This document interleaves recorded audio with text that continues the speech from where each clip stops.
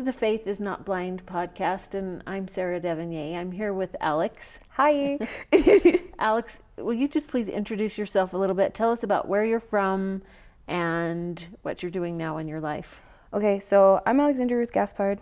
I'm originally from New Jersey, but my family's from Haiti, and I am currently a business marketing major. Yeah, wonderful. I know, I love it. Tell us about, so your family's from Haiti, you grew up in New Jersey.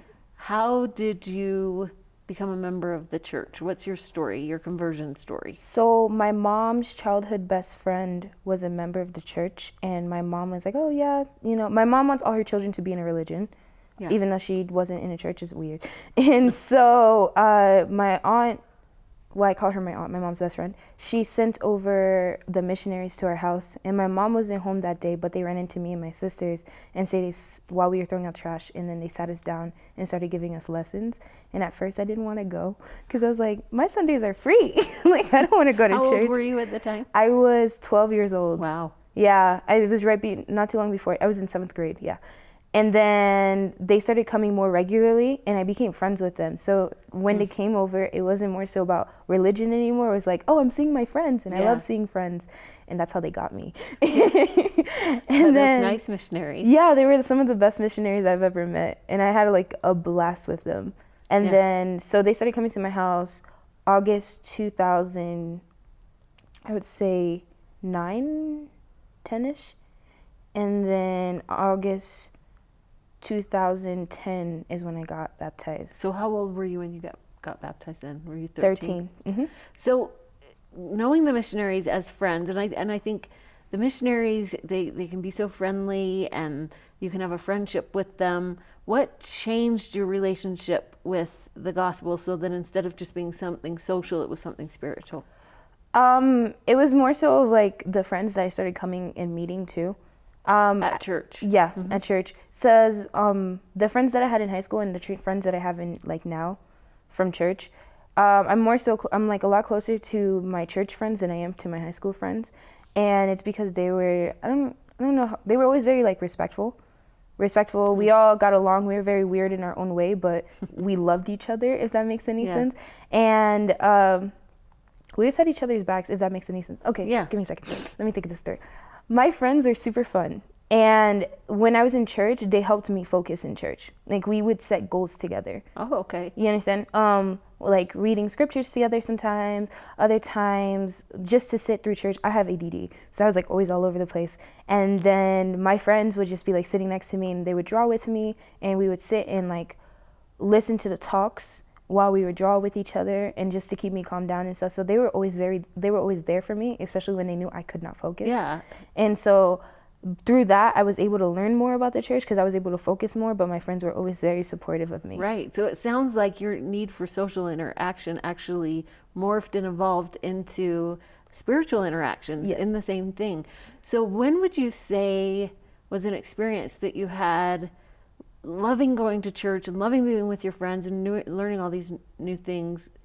When was an experience where you felt like you could say that you felt the Spirit or recognized something that could be labeled as your own testimony?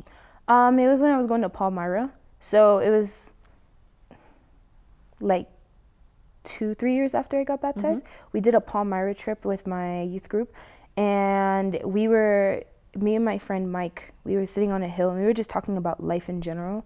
And then it was like through there, while we were talking, that I realized like how much more spiritual I had become over time. Yeah, how did you recognize that? What did it feel like? I was just talking to him about my experiences. I was just like, sometimes things can be hard, but I know like I've been keeping up with my scriptures, and I believe in God, and I like know that God has been there for me, and I can tell you about the many times and the many blessings that I've had, and how I know that was just not by coincidence. And then I sat there and I was like, whoa. I was like, wow, look at that. I'm just giving you my testimony about how much I believe in God right now. So sort of you hearing yourself say it made you realize that I had a testimony. That you had a testimony. That's wonderful. A lot of what we've talked about in this podcast is how as our testimonies mature and grow, sometimes we encounter difficulties. So what was one major difficulty you encountered where, I mean, it's so wonderful to say, wow, I've got a testimony, but you might have an equally powerful experience saying, wow, I have this question or something's really difficult. Did you have an experience like that? So I know in the church is like, like you have to love your family and everything. But I started like questioning like whether I should change my personality or not to be more fitted for the church. So what do you mean by that? So I like, people are like very reverent and quiet and calm and peaceful. And I'm opposite. Yeah. I am loud. Everything about me can be very chaotic, but in a beautiful way. I'm just saying. So you felt like you needed to conform to what you saw members of the church be like in order to be a full member. I was like, right. I was like, even though I'm a member, I guess I'm not fully a member yet, simply because you're not like everyone that you see. So, and what a great question, because does it mean if we conform to the way we live or the principles of the gospel, do we have to conform to personality and the way we look and the way we dress? How did you get through that? What helped you? I started to realize that the reason I'm here and the reason I am the way I am is because God put me on this planet.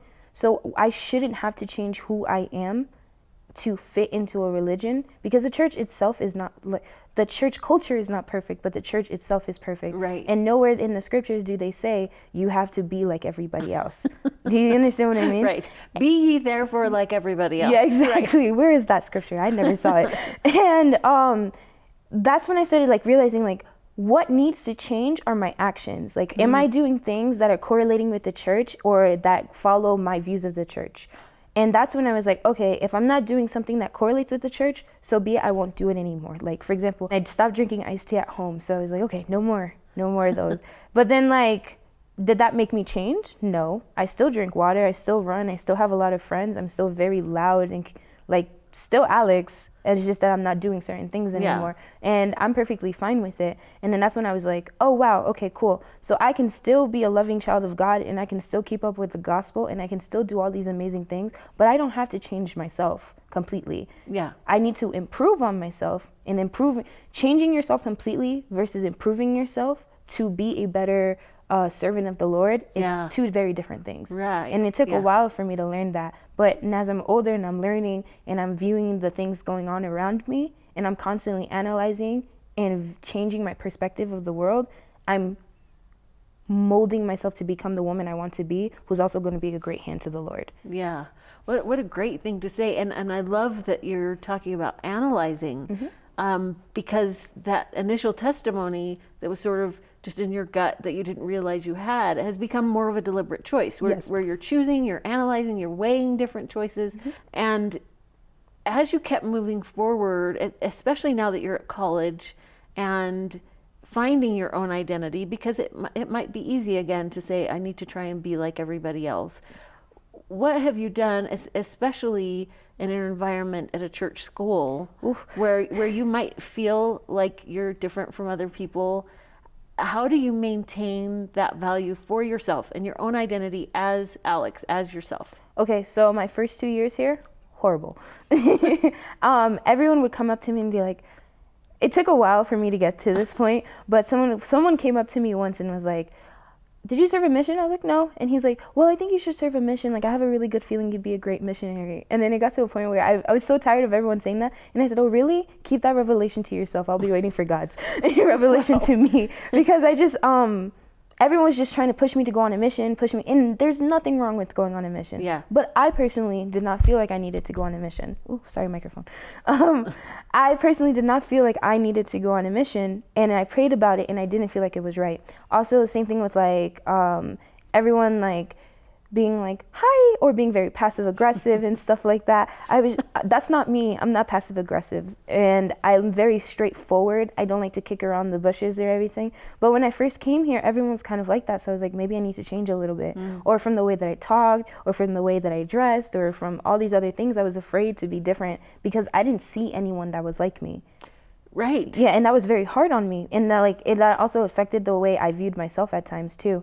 And then it wasn't until spring 2017 when I moved in with my best friend, Willie, and she's still my best friend.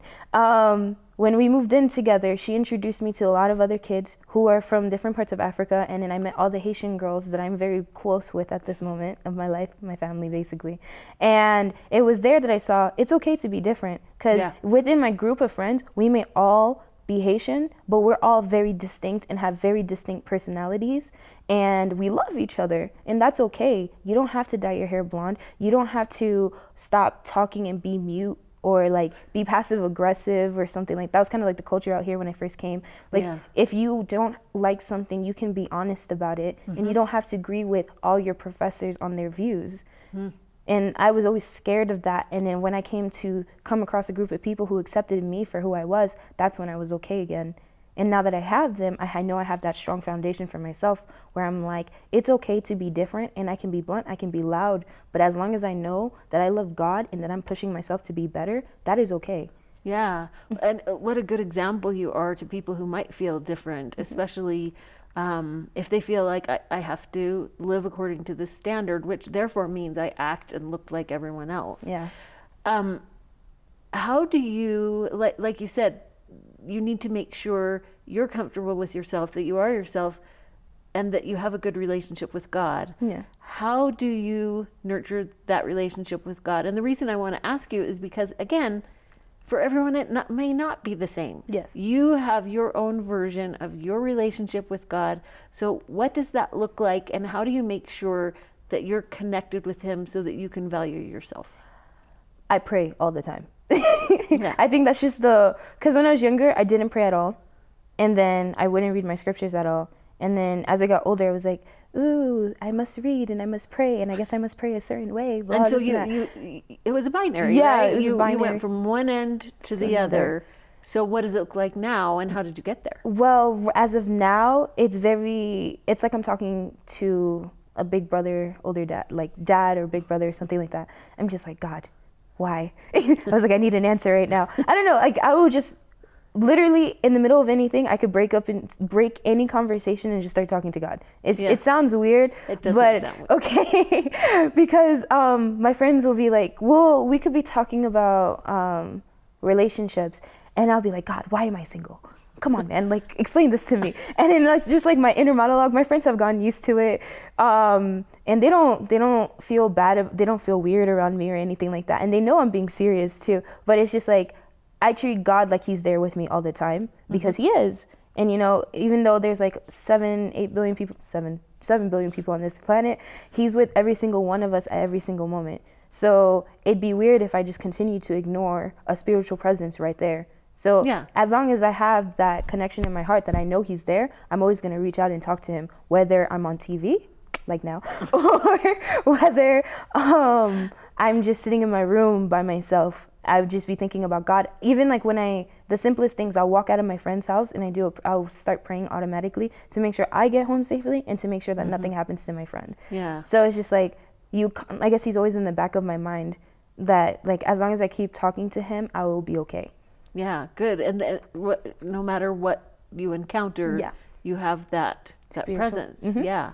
So let me ask you one last question.